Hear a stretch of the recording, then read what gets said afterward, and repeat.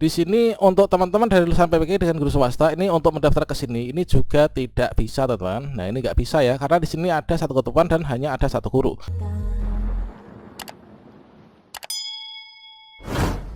Baiklah, assalamualaikum warahmatullahi wabarakatuh, sobat-sobat calon guru. Selamat datang di channel calon guru. Sobat semuanya, pada video ini kita akan membantu menjawab pertanyaan dari teman-teman di kolom komentar pada video sebelumnya, yaitu kira-kira terkait tentang bagaimana sih mekanisme seleksi pelamar umum untuk seleksi dengan cat UNBK ya P3K Guru 2022 nanti. Kira-kira untuk ketentuan pemilihan formasinya bagaimana, dikarenakan saat ini kan masih ada lagi ya untuk keistimewaan dari guru induk yang nggak bisa digeser ya. Nah, kira-kira untuk penentu kelulusannya itu bagaimana, dikarenakan untuk peserta dari seleksi yang umum inilah bukan hanya dari guru sekolah negeri atau guru induk saja, namun juga ada dari teman-teman guru swasta, baik itu yang belum lulus PAS negeri maupun juga pelamar baru, dan juga dari teman-teman lulusan PPG. Bagaimanakah informasinya? Silahkan simak video ini sampai selesai. Namun sebelum kita lanjutkan, perlu saya ingatkan bagi teman-teman yang mungkin baru pertama kali menemukan channel ini, silahkan klik tombol subscribe-nya dan aktifkan notifikasi loncengnya, sehingga nanti jika ada update video terbaru, teman-teman tidak akan ketinggalan informasi. Baiklah sobat semuanya, terkait tentang teman-teman dari pelamar umum, di sini nanti juga bisa untuk mendaftar ya. Artinya teman-teman yang pelamar umum, kategori umum ini adalah termasuk dalam kategori yang bukan prioritas, teman-teman. Jadi dalam seleksi P3K Guru tahun 2022 itu ditentukan ada dua kategori ya, yaitu kategori pelamar prioritas terdiri dari pelamar prioritas 1 dan juga pelamar prioritas 2. Untuk yang pelamar prioritas 1 itu nanti nggak akan dites lagi, namun langsung pemberkasan dan penempatan. Kalau misalkan yang prioritas kedua itu nanti menggunakan metode observasi, kesesuaian dan juga verifikasi, teman-teman. Kemudian untuk teman-teman yang di sini nanti masuk dalam kategori pelamar umum itu adalah nanti harus melakukan tes ya, mengerjakan tes dengan menggunakan komputer cat UNBK.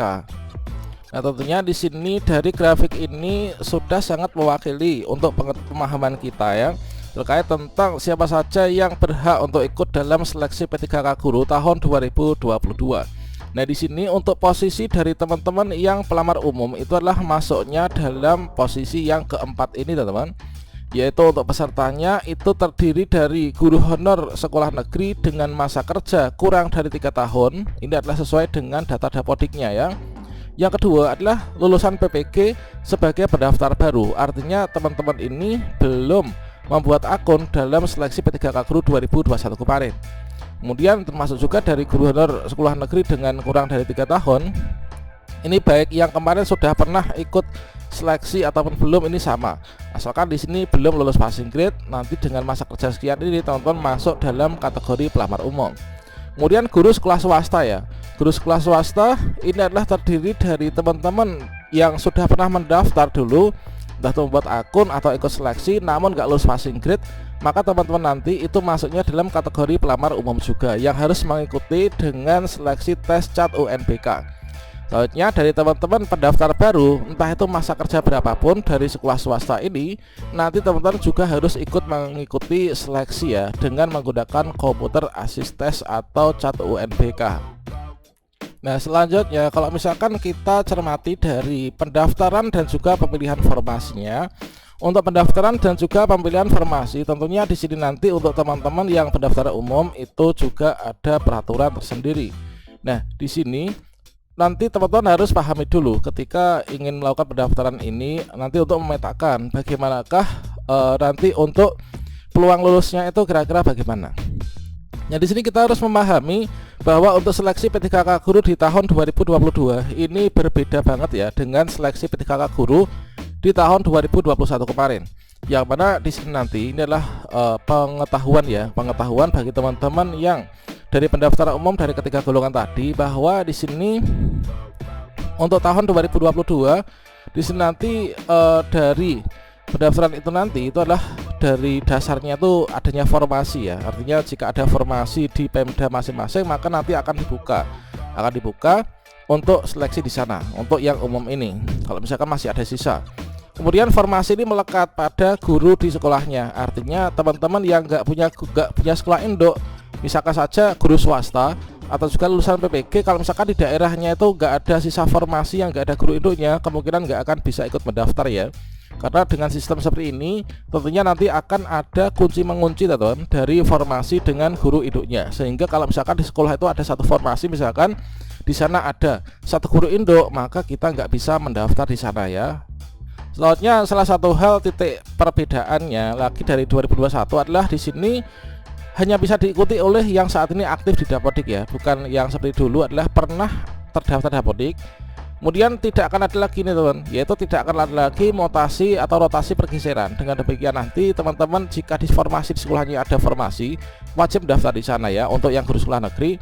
Sedangkan kalau misalkan seperti yang tadi, yaitu di sekolah negeri ada satu formasi namun ada guru induknya, nanti teman-teman dari lulusan PPK dan juga guru swasta ini kemungkinan nggak akan bisa melakukan pemilihan formasi di sekolah tersebut. Kemudian kompetensi mempertimbangkan ini ya. Nah, ini menggunakan mekanisme penempatan kesesuaian uji dan observasi. Ini adalah nggak ada kaitannya dengan teman-teman yang pelamar umum.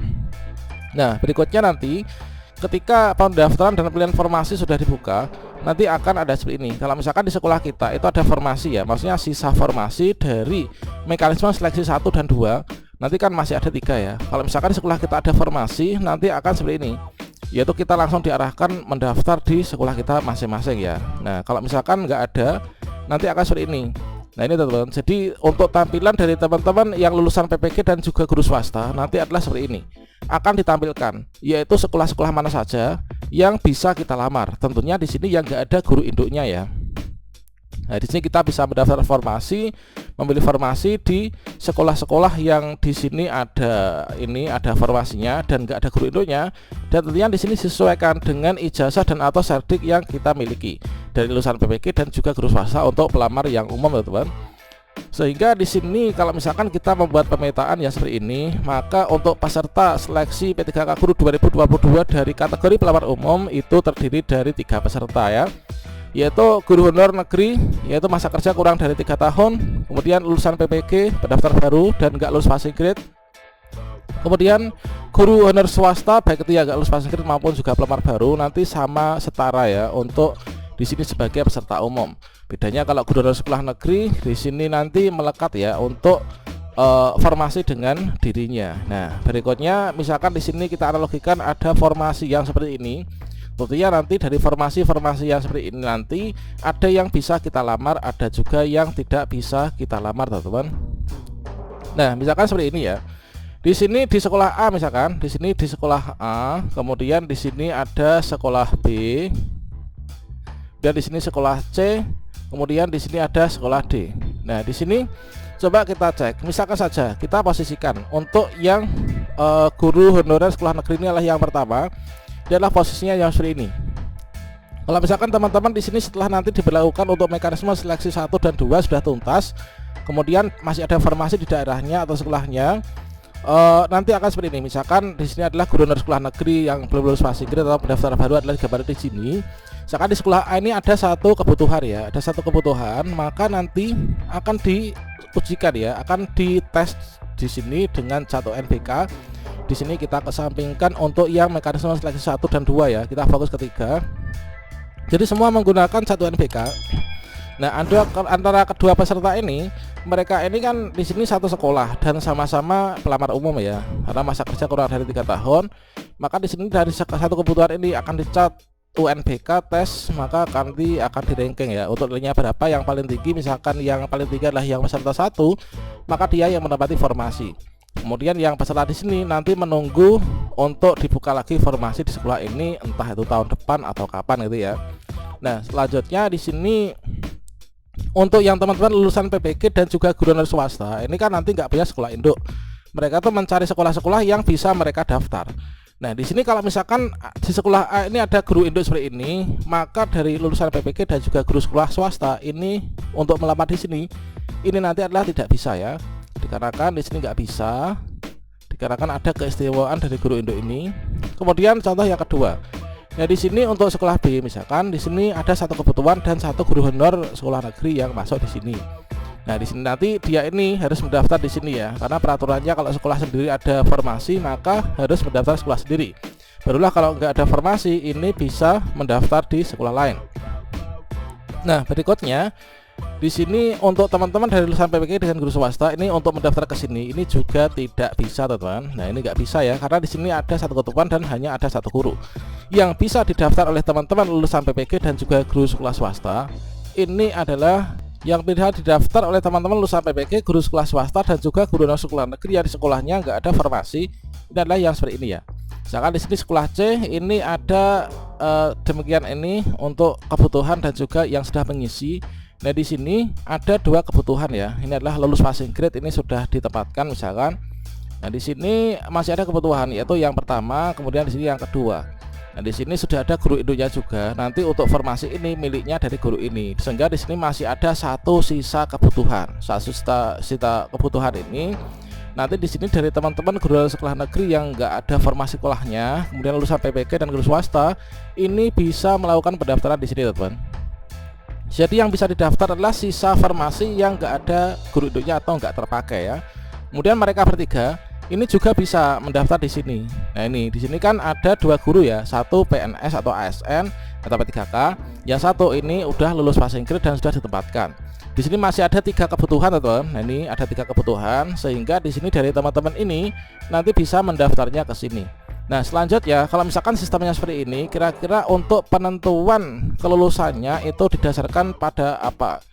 Nah di sini nanti untuk yang mekanisme ini akan berjalan adalah sesuai dengan Permen PAN PRB ini, yaitu dari sisa formasi yang ada di daerah masing-masing nanti diberlakukan untuk penempatan lulus passing grade dulu ya. Kalau misalkan dari lulus passing grade ini masih ada sisa formasi di daerah tersebut, maka nanti akan dibuka untuk seleksi yang kedua, yaitu untuk THK 2 dan guru lagi dengan masa kerja lebih dari 3 tahun. Kalau misalkan masih ada formasi lagi, barulah akan dibuka untuk seleksi umum, pesertanya adalah ketiga tadi dengan menggunakan komputer 1 NBK. Namun kalau misalkan di sini tidak ada sisa formasi, maka kemungkinan tidak akan dilanjutkan ya ke tahap 2 maupun ketiga. Misalkan di sini dalam satu instansi di sana itu formasinya sangat minim dan habis untuk penempatan, maka kemungkinan nggak bisa dilanjutkan ke sini.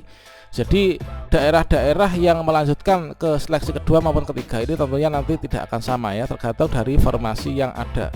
Kemudian untuk mekanisme seleksi bagi pelamar umum, untuk mekanisme seleksi bagi teman-teman pelamar umum yang pelamarnya adalah dari ketiga kategori ini, nanti digunakan sistem seleksinya menggunakan komputer 1 NBK ya. Artinya kita itu berhadapan dengan komputer untuk mengerjakan soal-soal. Kemudian nanti akan di-ranking siapa yang dapat nilai paling tinggi sesuai dengan passing grade-nya, maka itulah nanti yang akan ditempatkan. Nah, di sini untuk tipe kontennya ini masih sama dengan yang di tahun 2021 kemarin. Yaitu untuk kompetensi teknis adalah sekian ini, manajerial sekian ini, kemudian sosiokultural pertanyaan wawancara, sehingga bobot akhirnya adalah 100%. Nah nanti akan di-ranking seperti yang seperti ini untuk penentu kelulusannya. Misalkan nah ini sebagai contohnya, misalkan dalam satu sekolah ini ada satu kebutuhan ya, sisa formasi, maka dari pelamar-pelamar yang ada di sini nanti akan diurutkan siapakah yang dapat nilai paling tinggi. Misalkan di sini yang pertama dari teman-teman pelamar umum dari kalangan misalkan lulusan PPG maupun guru swasta yang dapat, karena dia dapat afirmasi cerdik ya 500 poin, kemudian nilainya sekian ini, maka disinilah nilai paling tinggi ini yang akan mengisi formasi. Sedangkan di sini dari teman-teman yang nilainya di bawahnya itu tentunya karena kebutuhan formasinya hanya satu, ini belum bisa mengisi formasi teman-teman. Nah selanjutnya untuk jadwal pendaftarannya sendiri itu kira-kira kapan? Untuk jadwal pendaftaran ini adalah nanti untuk bulan Juli sampai akhir Agustus ya, Juli pertengahan sampai akhir Agustus. Ini nanti digunakan untuk pengangkatan atau penempatan dari teman-teman guru honor yang lulus PPG ya dan lulus passing grade, ini nanti akan ditempatkan di sini. Sehingga jika nanti masih ada kuota formasi di masing-masing daerah, tentunya nanti dari sisa formasi penempatan mereka itu akan dibuka untuk seleksi observasi dan juga kesesuaian. Itu adalah diperkirakan nanti bulan September sampai Oktober ini, sehingga kalau misalkan masih ada formasi lagi nanti dibuka untuk yang umum. Ini perkiraan mulai dari bulan November sampai dengan bulan Desember. Tentunya segala kebijakan ini nanti akan bisa memberikan dampak terhadap kita, tentunya dampak yang positif ya. Sehingga untuk yang umum ini sepertinya nanti teman-teman harus belajar dengan sungguh-sungguh untuk bisa menjadi pemenang dan juga mengisi formasi.